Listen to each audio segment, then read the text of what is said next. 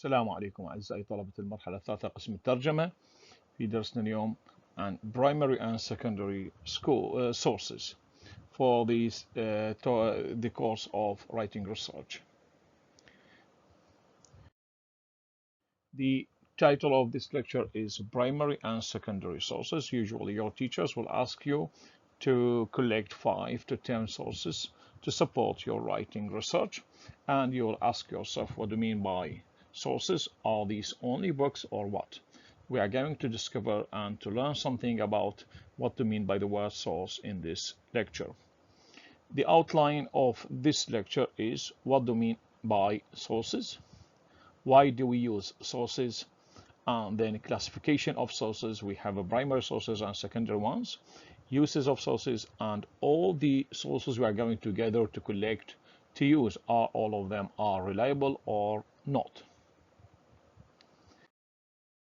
Primary sources. We have 3 types of primary sources. We have literary works, novels, as mirrors of the times they were written, and we have scientific inquiries, and we have historical artifacts. It is important to know that primary sources means sources that have been written for the first time. So we are going to call them raw sources, authentic sources, like novels written by or plays written by the original writers. We are going to call them primary sources. The main manuscript, we call it. We have scientific experiments, means that generate empirical evidence in experiments done in laboratories by scientists, and they're writing their handouts about them. And we have historical artifacts, documents, manuscripts that are the direct legacies of the past. For example, literary works. You see that we have fictions, novels, we have non-fictions, we have folklores, we have drama, we have poets, we have shorter stories, we have poems written by poets. These are called the primary sources. Or we have a plays. For example, you see in front of you, we have Hamlet written by Shakespeare. We are going to call the main play is the written one. We are going to call it raw, authentic, primary source. For the scientific inquiries, we said we have experiments done inside the laboratories, and we call usually scientists and workers in the laboratories. They're going to write what a handout for their experiments, and to publish them in order to be authentic, reliable. We have historical artifacts, discoveries related to the past time, done by anthropologists, by historians, in order to discover, to find out the new discoveries, new evidence for the life of the past people. We are going to call them primary sources. Okay. For the secondary sources, see, I'm calling them, these sources are going to be called interpretive, and they're going to call them analytical. Why? Because we are going to interpret, to analyze, to examine the play written by Shakespeare, Hamlet, or the poem written by a famous poet, etc. So these primary sources are going to define as works that interpret, criticize, analyze, primary sources. Second, what are the examples? For example, scholarly articles, historical commentaries, see, related to historical artifacts, documentary films related to experiments, to discoveries, etc. The purpose of using secondary sources to provide context, to provide discussion, to provide implication, and to offer insights. Okay. For the primary sources, because not all people are able to read, to analyze, to understand the primary sources. We need people who are going to analyze, to discuss, to simplify these primary ones in order to be handed and to be tangible by the ordinary people, ordinary readers. Example of secondary sources, see, these are articles, scientific articles, papers written by scholars, written by for example, your supervisor, written by your staff member of your department. And we have documentary films. Usually we see that we watch documentary films about characters, about historical episode, about an event, and they are going to what within these documentary films they are going to explain, to give the point of view of the agency, to give the point of view of the director of the film. Uses of sources. Why we use sources? Number one, we use them to add analytical support. Secondary sources provide depth to the understanding of primary data. As I said earlier, not all of us are able to read, to understand, to get what the original writer wants or wanted to do, or to state in his writing. So we need what? We need other people who are going to analyze, to give, to provide deep analysis of the primary source. Also, the other use of sources is to assess, to evaluate. We have some writers, some scholars who are able to critically examine, to assess, to state the importance of the primary sources, whether they are important or not, because not all of the primary sources are important. Therefore, we have famous playwrights like Shakespeare, of course, accompanied by what? By many playwrights at his age. Extended narratives to give another deep critical reading of the primary source. Create broader narratives means that to connect individual pieces of the primary sources in order to be one unique one, can be read by other readers. We have using sources correctly. Why we should use sources correctly? Number one, to strengthen credibility. Use reliable sources like historical documents, scientific research, newspaper articles, and first-hand interviews. These will increase the credibility, the reliability, the power of your work. Second, to avoid random searches. By focusing or using correct use of sources, you are able to be direct to the browsing of internet, instead of being of searching, random searching, and browsing into or searching.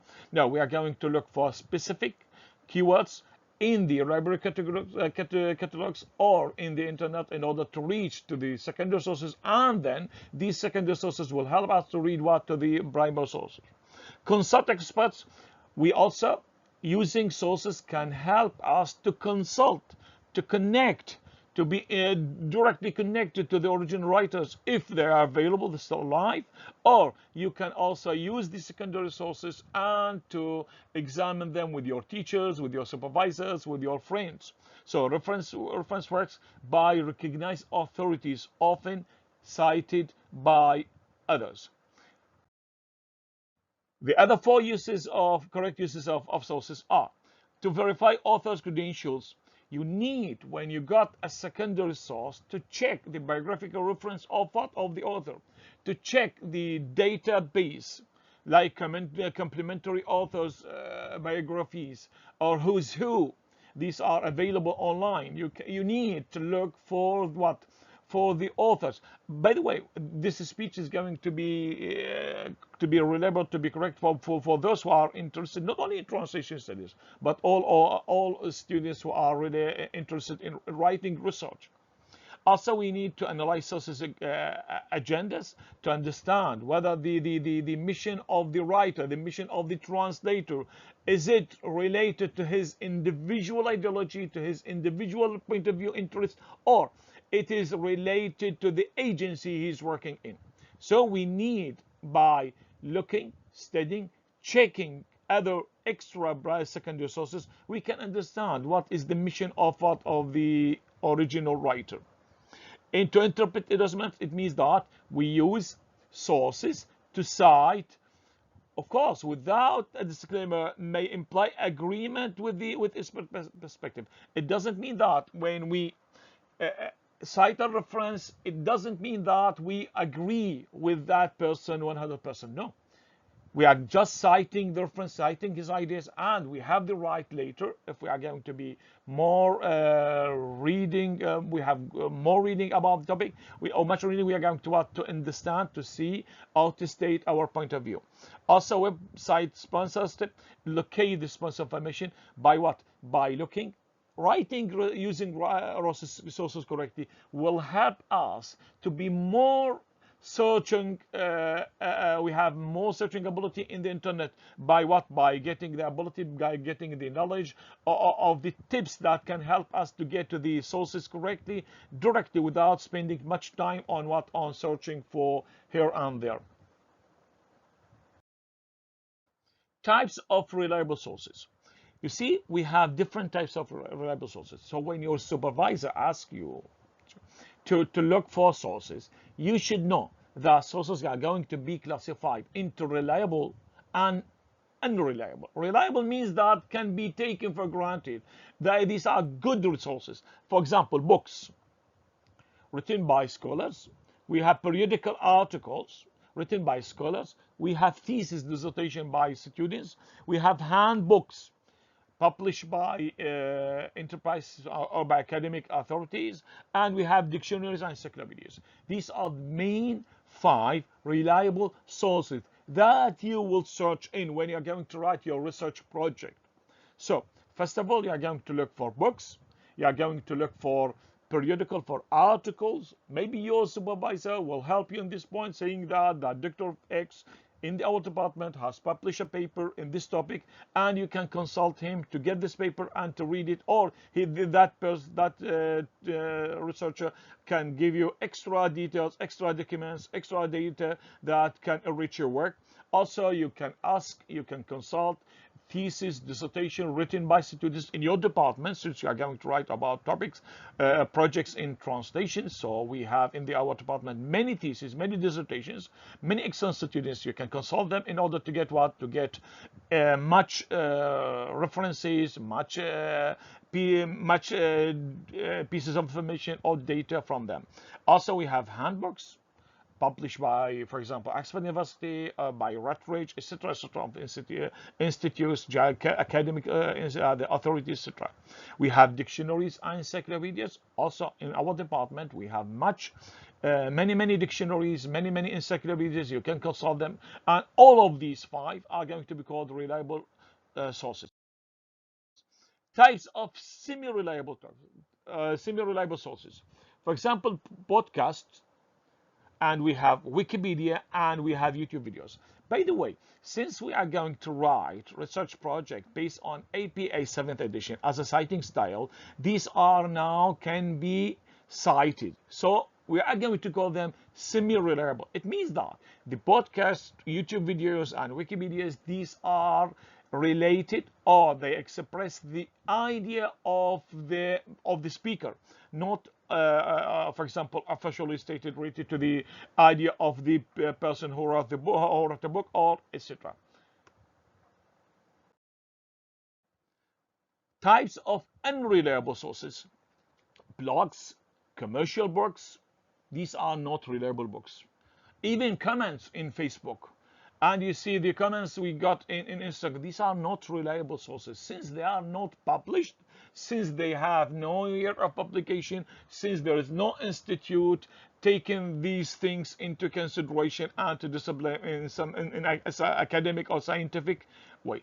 So we have reliable sources, we have semi-reliable sources, and we have unreliable sources. Thank you very much for this lecture.